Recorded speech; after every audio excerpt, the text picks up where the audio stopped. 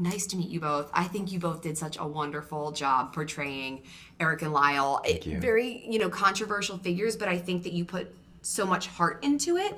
And watching it, personally, I felt very sympathetic towards the characters. Good. Looking at these characters, what made you want to take on these roles and portray these guys? Well, it's no state secret that Lyle Menendez is portrayed as the less sympathetic of the two brothers, but I think that what presented an interesting challenge for me was trying my hardest to find the empathy and find the reasons why he behaved the way that he behaved. Because if you look at the man and the way that he behaved during that time period, there was a lot of contradictory behavior. And I think that people do interesting things to survive.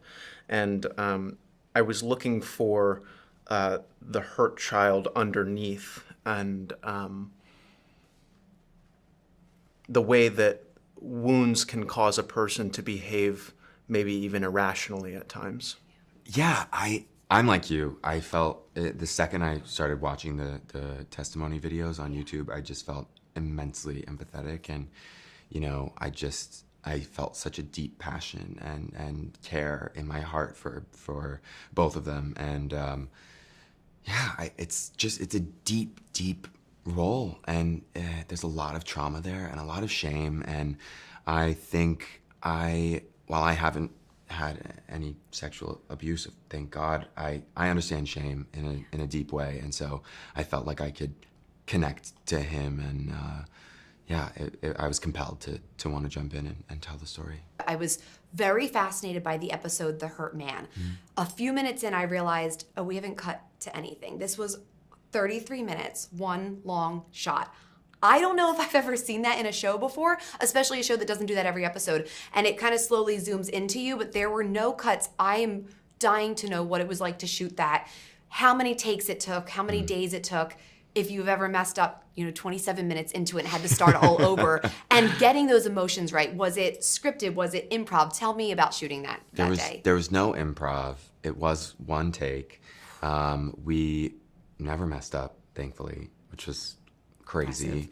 And yeah, it's like a play.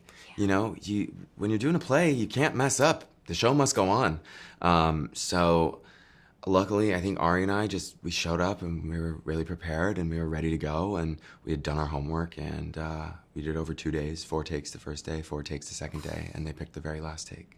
And were you able to keep that emotion throughout each take? I think, every take is different because you experience different things. You hear something different. Ari does something different. I experience a memory in a different way. And so some moments and memories caused more emotion than others in one take. And then in the next take, it was different, It was different every time. And I think that's sort of like the beauty of getting to do, film and TV or even theater, I think every one of those takes would have been interesting had it been a show, 8 shows in a week. It's like they're all different performance and a different take on it. So yeah. It's true that you said it is like theater because you don't get cuts and Yeah, things in theater. you can't mess up. To wrap things up, you guys played obviously very real people, very real characters. Who is someone else that you would either like to play or just be a part of a cast bringing their story to life, either in a movie or a TV show? I'm really fascinated by the ballet dancer Nureyev. Ooh. I've read a number of his autobiographies. I'd love the chance to play him someday. Are you a dancer yourself? I'm not, no. No, okay, but you could learn. Correct, and I would. Yeah. Ethan Hawke did it, but I really like Chet Baker. I love his songs and his music, and I'm sort of fascinated by, I think he has an interesting story, so that would be cool. And you sing? I sing a little bit. Yeah. Okay. Well, guys, thank you so much. Congratulations on the show. I really think it's really, really powerful. And I think you guys have done a really wonderful job portraying Lyle and Erik. And Thank you. So thank you for giving a voice to, people going through abuse and for just doing a wonderful job. Oh, thank you Good luck so with everything. much. It was good to meet you. Yeah, you too. Thank you, guys. Thank you. I'm excited to talk to you two because I really looked forward to your scenes because I thought it was really interesting that Leslie and Dominic not only were real people, but as a viewer, they kind of represent the two sides of public opinion. I appreciate that Leslie was very compassionate, appreciated that Dominic was not for reasons close to his heart. In researching and preparing to embody these characters, was there anything you learned that surprised you that you tried to infuse into your portrayals? I think when you're learning about a whole person, there's lots that's a surprise. Learning about Leslie's childhood, with all these characters, you see how much where they are from informs who they are. You know, going through the history of her growing up in Queens, her first memory was looking at photographs from the Holocaust of her family. Her grandmother was a labor organizer. Her father abandoned her. She hadn't spoken to him in 34 years. Then you find out great stuff like she was best friends with Joan Didion and drove a yellow Corvette at law school. It's like you're learning these sometimes big and deep and sometimes small details that tell you so much about a person and try to create the fullest portrait that you can of them. Yeah. I just couldn't get over that they were fans of Milli Vanilli. Dominic? That was the most shocking thing, I think. And no one's brought it up, and I thought it was time. Now's the time to talk about it. Exactly. I did love watching, especially the first episode. I tried to watch it right before bed. The music, the colors, the way it was cut, I was like amped up afterwards. I could not fall asleep. Yeah. And it was also disturbing content. So this whole thing, I can't fall asleep right now. Good, but then you probably binged the whole And then I thing. binged the whole Yes, thing. there you go. I think the show, your portrayals, the script itself, it does show all different perspectives from Yes. this. Each episode even tells different perspectives of people who were involved, even not the parents or the brothers, but your characters. What do you hope viewers take away from watching this show and taking in everything at the end of the 9 episodes? Well, I think the fact that it is told in this sort of Rashomon style, and you are getting everyone's point of view and different, obviously being a writer, Dominic Dunn theorizes a great deal about what he thought happened. And I was very influenced. His whole life was changed by the trial of the man who murdered his daughter. So he was a passionate advocate for victims. And so that he went in with that kind of agenda to every time he was writing about these trials.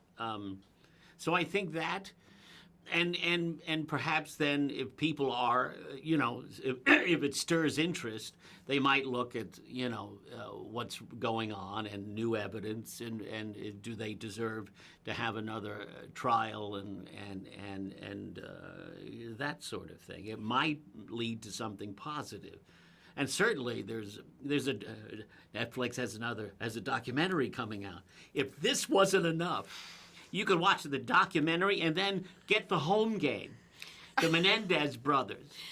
Listen, 35 years ago, which is when this trial happened, we forget how different the public perception was.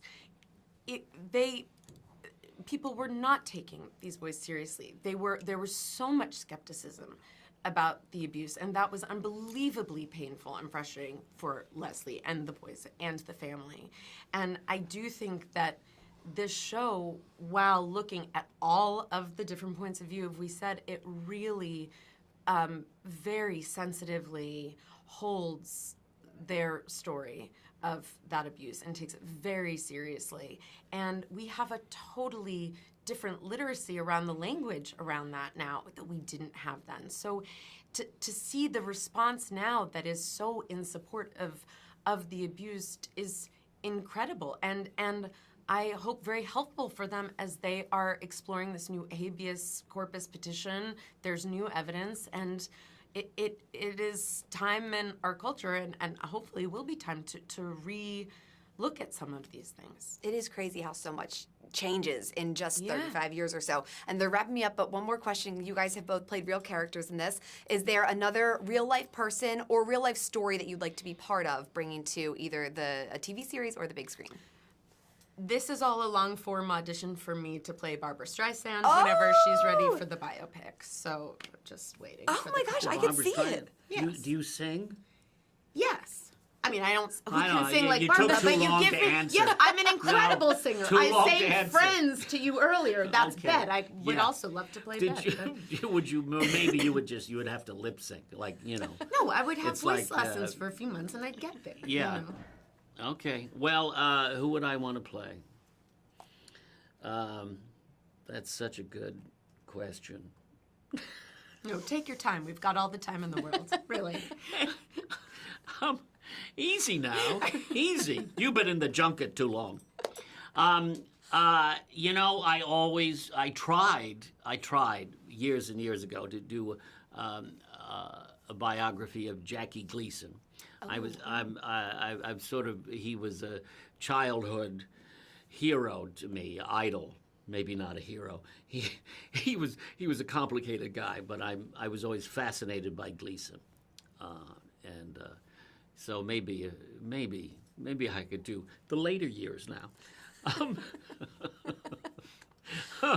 When he had the bad facelift and the little mustache, yeah. Well, listen, it was so nice to meet both of you. Congratulations on the show. I did really enjoy it.